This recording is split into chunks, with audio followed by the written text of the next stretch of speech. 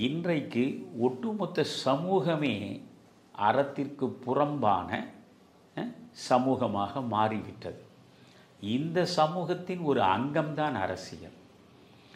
எனவே ஒரு சமூகம் அறம் சார்ந்ததாக இருந்தால் நீங்கள் அரசியல்வாதிகள் அறத்திற்கு புறம்பாக இருக்கிற நிலையில் இந்த சமூகத்தால் அவர்கள் தண்டிக்கப்படுவார்கள். அவர்கள் பதவிக்கு வராமல் பார்த்து கொள்ளப்படுவார்கள். ஆனால் இவர்கள்தான் பதவிக்கு வருகிறார்கள், இவர்கள்தான் அதிகார நாற்காலியில் அமர்கிறார்கள் என்கிற பொழுது இப்படி அறம் தவறிய அரசியல்வாதிகளை அங்கீகரிக்கக்கூடிய மனோநிலை சமூக மக்களிடம் இருப்பதை முதலில் நீங்கள் பார்க்க வேண்டும். அறம் தவறிய சமூகம்தான் அறத்திற்கு புறம்பான மனிதர்களை ஆராதனை செய்யும்.